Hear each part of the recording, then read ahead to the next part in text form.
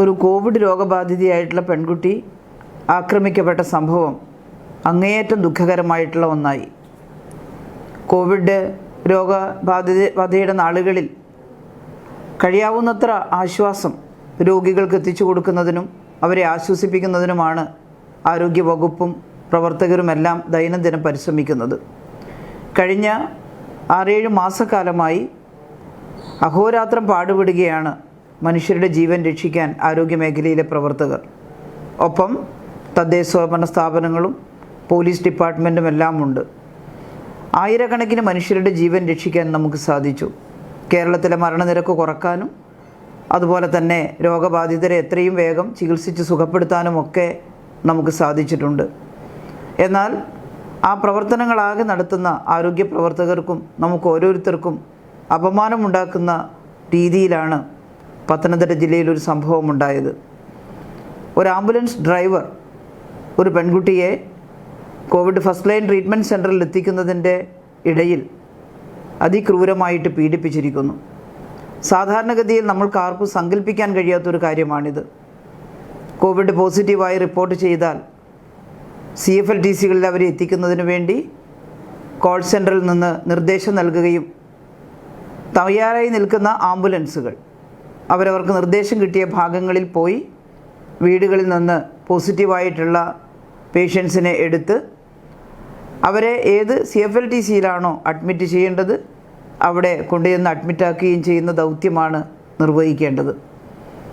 Ambulance ഡ്രൈവർമാരെന്ന് പറയുന്നത് അത്യാഹിതം സംഭവിക്കുന്ന സമയത്തും ഇതുപോലെ മനുഷ്യർ ദുരിതം അനുഭവിക്കുന്ന സമയത്തും ത്യാഗപൂർണമായ പ്രവർത്തനം നടത്തേണ്ടുന്നവരാണ്. അവർക്കതിനാവശ്യമായിട്ടുള്ള നിരന്തരമായ ട്രെയിനിങ്ങുകൾ നൽകുന്നുണ്ട്. ആംബുലൻസ് ഡ്രൈവർമാർ ആപത്ഘട്ടങ്ങളിൽ ഓടിയെത്തുകയും മനുഷ്യരെ രക്ഷിക്കുകയും ചെയ്ത നിരവധി അനുഭവങ്ങൾ നമ്മുടെ മുന്നിലുണ്ട്. 108 ആംബുലൻസ് സംവിധാനത്തിന് തന്നെ ഒട്ടേറെ പ്രശംസകളാണ് സമൂഹത്തിൽ നിന്ന് കിട്ടിയത്. ആശുപത്രിയിൽ എത്തുന്നതിന് മുൻപേ പ്രസവിച്ചു പോയ സ്ത്രീകളുടെ പ്രസവം എടുക്കുന്നതിനും പൊക്കിൾക്കൊടി ബന്ധം വേർപെടുത്തുന്നതിനുമൊക്കെ ആംബുലൻസ് ഡ്രൈവർമാർ തയ്യാറായിട്ടുണ്ട്. ആ സഹോദരിമാരെയും കുഞ്ഞിനെയും ഒരു നിധി പോലെ സൂക്ഷിച്ച് ആശുപത്രിയിലേക്ക് എത്തിക്കുന്നതിനും അവർക്ക് ആശ്വാസം പകരുന്നതിനും തയ്യാറായ 108 ആംബുലൻസിൻ്റെ ഡ്രൈവർമാരുണ്ട്, സ്റ്റാഫുണ്ട്, EMT ഉണ്ട്. അവരിൽ നിന്ന് ആരെങ്കിലും ഒരാളിൽ നിന്ന് ഇത്തരം ഹീനമായിട്ടുള്ളൊരു പ്രവൃത്തി ഉണ്ടാകുമെന്ന് നമുക്കൊരിക്കലും സങ്കല്പിക്കാൻ കഴിയുന്നതായിരുന്നില്ല. പക്ഷേ അതിവിടെ സംഭവിച്ചിരിക്കുന്നു. കോവിഡ് പ്രോട്ടോക്കോൾ അനുസരിച്ച് കോവിഡ് പേഷ്യൻസുമായി യാത്ര ചെയ്യുമ്പോൾ പരമാവധി ആളുകളുടെ എണ്ണം കുറക്കണം എന്നുള്ളതാണ് തീരുമാനം. അത് വാഹനങ്ങളിലായാലും സ്വകാര്യ വാഹനങ്ങളിലായാലും അതുപോലെ രോഗികളെ കൊണ്ടുപോകാനുള്ള ആംബുലൻസുകളിലായാലും എല്ലാം അതാണ് അതിൻ്റെ രീതി. അതുകൊണ്ടാണ് കോവിഡ് രോഗബാധിതരായിട്ടുള്ള ആളുകളെ ആശുപത്രിയിലേക്ക് കൊണ്ടുപോകുന്ന ആംബുലൻസുകളിൽ ഡ്രൈവർമാർ മാത്രമേ ഉണ്ടാകാവൂ എന്ന് പറഞ്ഞത്. ഡ്രൈവറുടെ ഭാഗം പ്രത്യേക ഷീൽഡ് വെച്ച് മറച്ച് ഡ്രൈവറിൽ നിന്ന് രോഗിയിൽ നിന്ന് ഡ്രൈവർക്കോ യാതൊരു തരത്തിലുള്ള ബുദ്ധിമുട്ടും ഉണ്ടാകാത്ത വിധത്തിൽ യാത്ര ചെയ്യണമെന്നാണ് നിബന്ധന. ഡ്രൈവർമാർക്കും കോവിഡ് വരാൻ പാടില്ല. കാരണം കോവിഡ് പോസിറ്റീവായ ആളുകളെ ദിവസവും കൊണ്ടുപോകുമ്പോൾ ഡ്രൈവർ പോസിറ്റീവായാൽ പിന്നെ ആ വാഹനം കുറേ നാളത്തേക്ക് ഓടിക്കാൻ സാധിക്കില്ല. അതുകൊണ്ടാണ് ഷീൽഡ് വെച്ച് ഡ്രൈവറുടെ ഭാഗം മറക്കുന്നത്. പേഷ്യൻസിനെ അകത്ത് ഇരുത്തിയിട്ട് കൊണ്ടുപോകുന്നു.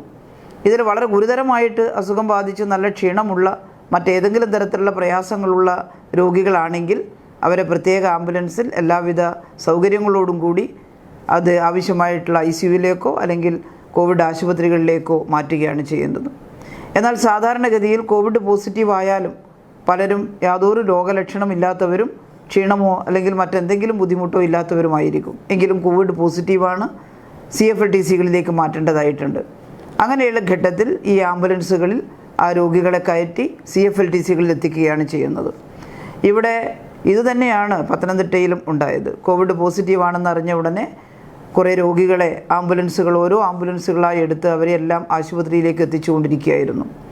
അതിനിടയിൽ ആംബുലൻസ് ഡ്രൈവർമാരിൽ നിന്ന് അഹിതമായിട്ടുള്ള ഒരു പെരുമാറ്റവും പ്രതീക്ഷിക്കുന്നില്ല.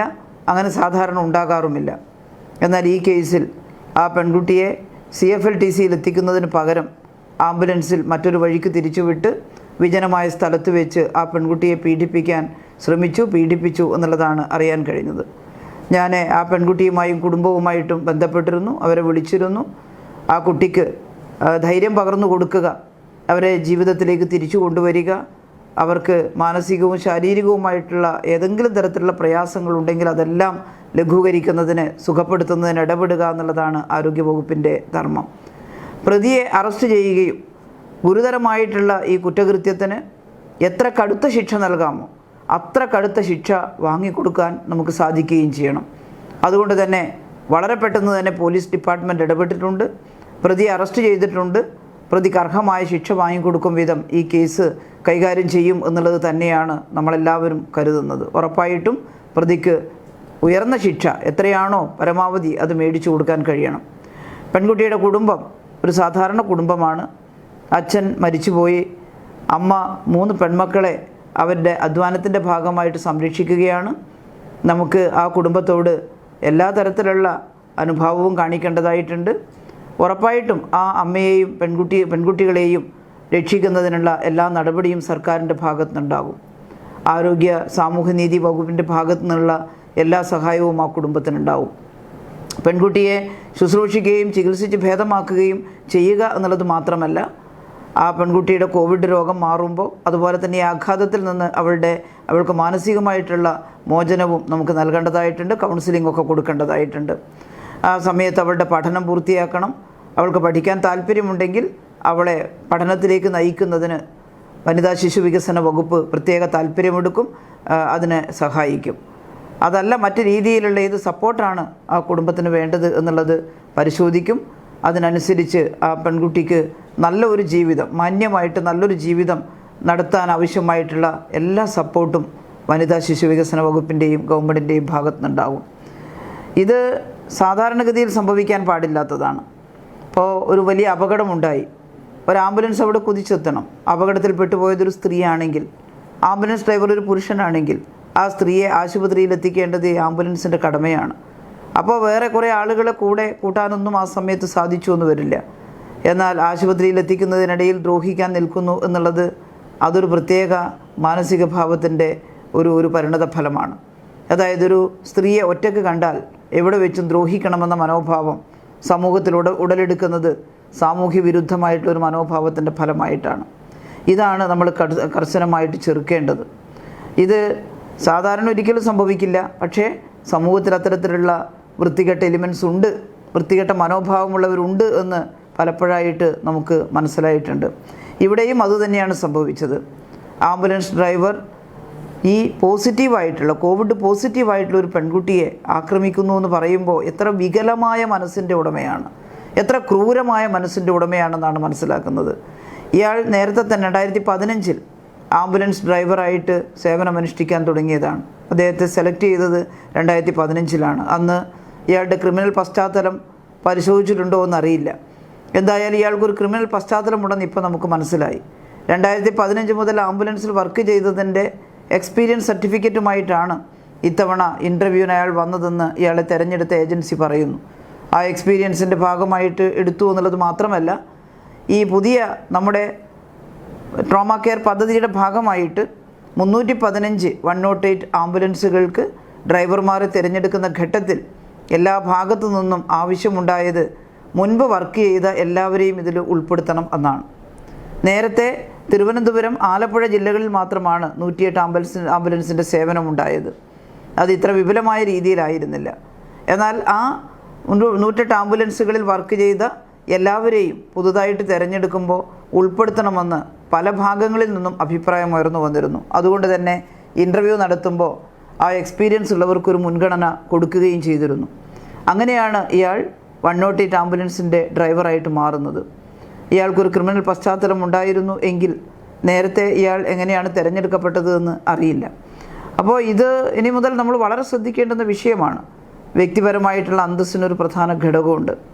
ഇത്തരത്തിലുള്ള പ്രവർത്തനങ്ങൾക്ക് വ്യക്തിപരമായിട്ട് നല്ല അന്തസ്സുറ്റ വ്യക്തിത്വങ്ങൾ തന്നെ ആവശ്യമാണ്. എന്നാൽ പലപ്പോഴും മനുഷ്യർ ചില പ്രത്യേക സാഹചര്യങ്ങളിൽ ചിലർ വളരെ മോശമായിട്ടുള്ള പെരുമാറ്റം കാണിക്കുന്നു. അത് നമ്മുടെ ഇന്നത്തെ സമൂഹത്തിനകത്ത് വളർന്നു വരുന്ന സാമൂഹ്യ തിന്മയുടെ ഭാഗമായിട്ടാണ്. ഇത് പരിഹരിക്കാൻ നമുക്ക് എല്ലാവർക്കും ഒരുമിച്ച് ഇടപെടണം. ഈ കേസിൽ ഉണ്ടായിട്ടുള്ള അനുഭവങ്ങളുടെ വെളിച്ചത്തിൽ ഞങ്ങൾ ചില തീരുമാനങ്ങൾ എടുക്കുന്നു. ആരോഗ്യവകുപ്പ് രാത്രി വളരെ വൈകി ഒരിക്കലും രോഗിയെ ആശുപത്രിയിലേക്ക് കൊണ്ടുപോകേണ്ടതില്ല. നേരത്തെ ഇങ്ങനെ തന്നെയായിരുന്നു തീരുമാനിച്ചിരുന്നത്. അതായത് ഒരാൾ പോസിറ്റീവായാൽ സ്വാഭാവികമായിട്ടും ക്വാറൻറ്റൈനിലാണ് ഉണ്ടാവുക. അപ്പോൾ തന്നെ ആശുപത്രിയിലേക്ക് ഷിഫ്റ്റ് ചെയ്യേണ്ട കാര്യമില്ല. പിറ്റേന്ന് രാവിലെ ആയാലും മതി. ക്വാറൻറ്റൈനിലിരിക്കുന്നയാൾ വേറെ ആരോഗ്യ പ്രശ്നങ്ങളൊന്നും ഇല്ലെങ്കിൽ ഒരു ദിവസം കഴിഞ്ഞാലും ആശുപത്രിയിലേക്ക് മാറ്റുന്നതിന് ബുദ്ധിമുട്ടൊന്നുമില്ല. അതുകൊണ്ട് വേറെ പ്രശ്നങ്ങളൊന്നും ഉണ്ടാവില്ല. എന്നാൽ അങ്ങനെ ചെയ്യാൻ തുടങ്ങുമ്പോൾ ചില ഭാഗങ്ങളിൽ നിന്ന് എന്തൊരു ബഹളമാണ് ഉണ്ടായത്.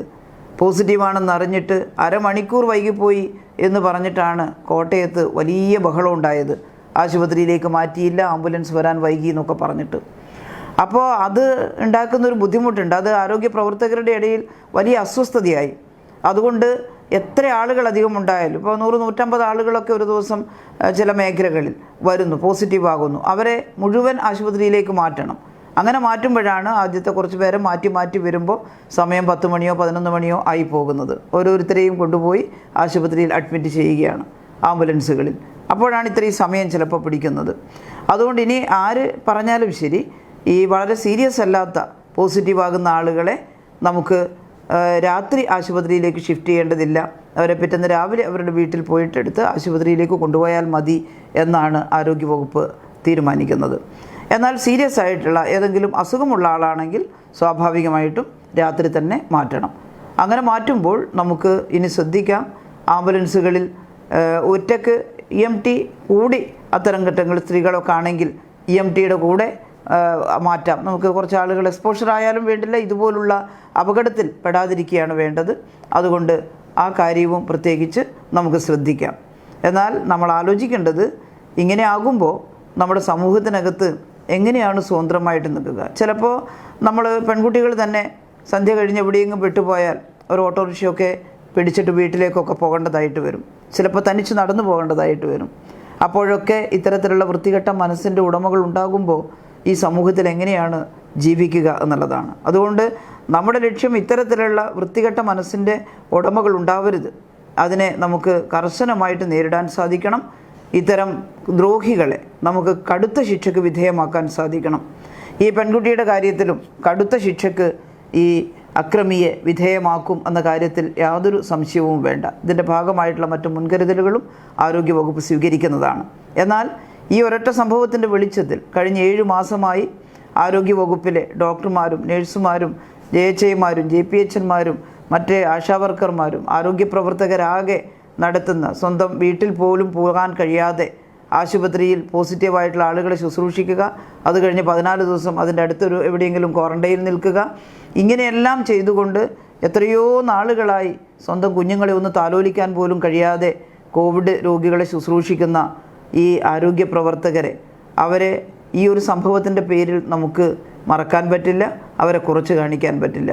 ഇപ്പോഴും മുൻനിന്ന് പ്രവർത്തിച്ചുകൊണ്ട് വളരെ ത്യാഗപൂർവം കോവിഡിൽ നിന്ന് മനുഷ്യരെ രക്ഷിക്കാൻ വേണ്ടി ഒരുപാട് മനുഷ്യജീവികൾ പാടുപെടുകയാണ്. ഒരുപാട് ആരോഗ്യ പ്രവർത്തകർ പാടുപെടുകയാണ്. 108 ആംബുലൻസും അങ്ങനെ തന്നെ വളരെ വളരെ സാഹോദര്യ സ്നേഹത്തോടു കൂടി, വളരെ വലിയ മനുഷ്യ സ്നേഹത്തോടു കൂടി, ത്യാഗമനോഭാവത്തോടു കൂടി ആംബുലൻസ് ഡ്രൈവർമാർ പ്രവർത്തിക്കുന്നുണ്ട്.